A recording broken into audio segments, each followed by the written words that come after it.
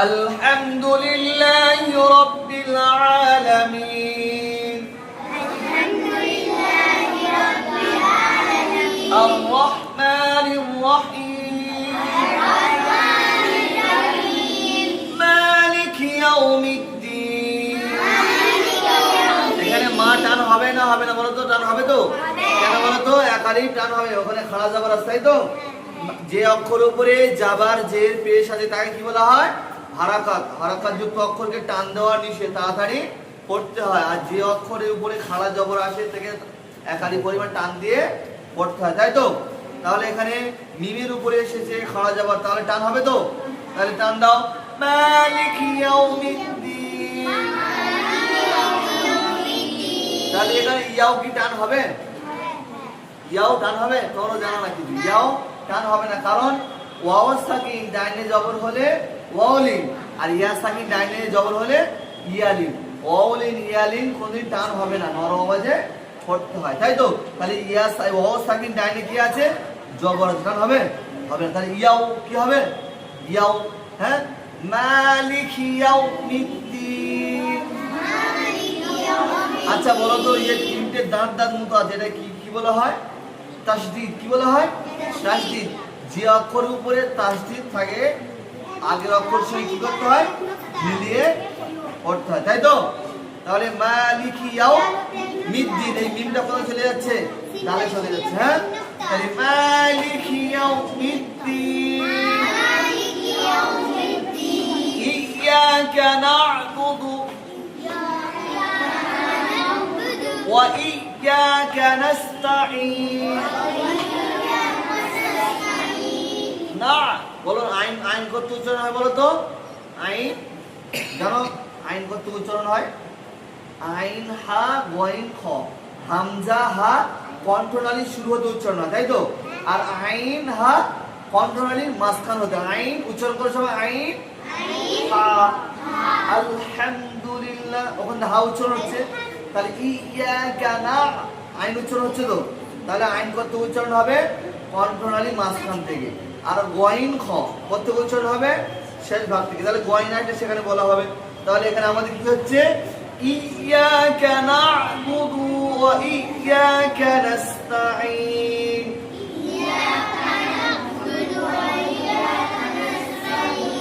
হ্যাঁ, আর এখানে দেখো, এখানে কি কোন হা আছে? ছোট হা না বড় হা? এখানে ইহদিনা না ইহদিনা, কোনটা হবে? এখানে হবে ধাক্কা হবে, কি হবে? ইহদিনা। কি হবে? ইহদিনা। তাহলে ইহদিনাস সিরাতাল মুস্তাকিম। সিরাতাল না সিরাতাল, কোনটা হবে? সিরাত। তা দাল ত কত উচ্চারণ হয়? সানায়ে উলিয়া নামক দাঁতের গোড়ার সাথে লাগিয়ে উচ্চারিত হয়। সবাই উচ্চারণ করো, তা দাল ত, তা দাল ত। এই সবকটা কিন্তু তিনটে অক্ষর উপরের দাঁতের গোড়ার সাথে লাগিয়ে উচ্চারিত হচ্ছে না? হচ্ছে না? হচ্ছে তো। তাহলে তোমাকে এখানে পড়তে হবে ইহদিনাস সিরাতাল না, কি হবে? সিরাতাল, ঠিক আছে? ইহদিনাস সিরাতাল মুস্তাকিম। এখানে এখানে মুস্তাকিমি কাফ আছে না কফ আছে? দু নক্তা থাকলে কফ না, দু নক্তা থাকলে কফ। আর এই কল করার অক্ষর কটা?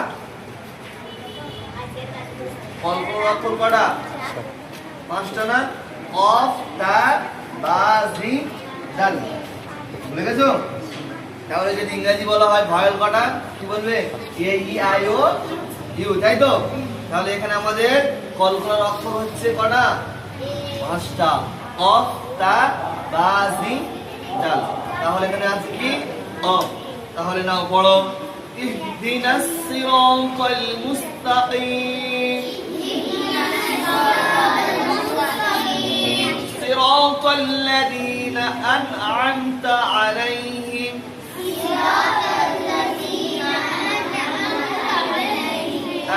তারপরে কি এসছে দেখো? গয়নিল মাকতুব এসছে, তাই না? তাহলে গয়ন কত উচ্চারণ হয়? গয়ন খ, কণ্ঠনালীর শেষ ভাগ। এই শুরু, এই মাঝখান আর এই শেষ। তাহলে গয়ন খ উচ্চারণ করবো। গয়ন খ, গয়ন খ। তুমি পড়েছো না যে খাতামাল্লাহু আলা কুলুবিহিম পড়েছো তো? তাহলে কি আছে খ, তাই তো? খ কত যাবে? খ গইন গইন, হ্যাঁ? তাহলে গায়রিল মাগ এখানে বলো মাগ, বলো গায়রিল মাগ, হ্যাঁ গায়রিল মাগদুবি আলাইহিম ওয়ালাদ-দাল্লিন, বলো। আচ্ছা এখানে দু টান হবে না হবে না?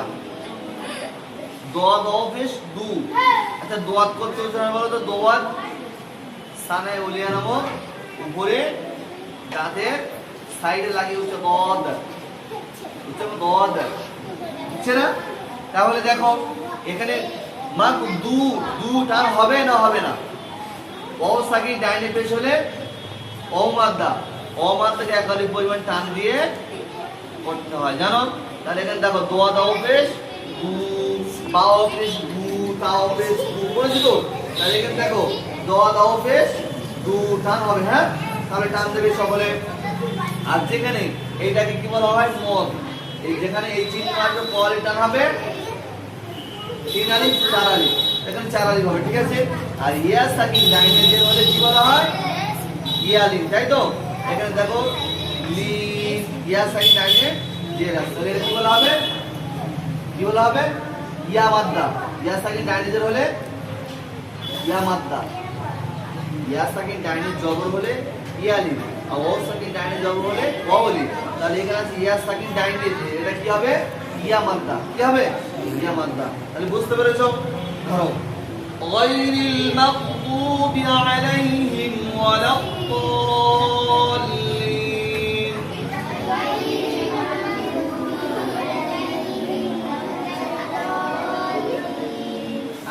আমিন। আচ্ছা আমি একবার পড়ছি, তোমরা দেখো, ঠিক আছে? সবাই মিলিয়ে নেবেন পড়াটা, হ্যাঁ? أعوذ بالله من الشيطان الرجيم بسم الله الرحمن الرحيم الحمد لله رب العالمين الرحمن الرحيم مالك يوم الدين إياك نعبد وإياك نستعين اهدنا الصراط المستقيم صراط الذين أنعمت عليهم غير المغضوب عليهم ولا الضالين। বুঝতে পেরেছো?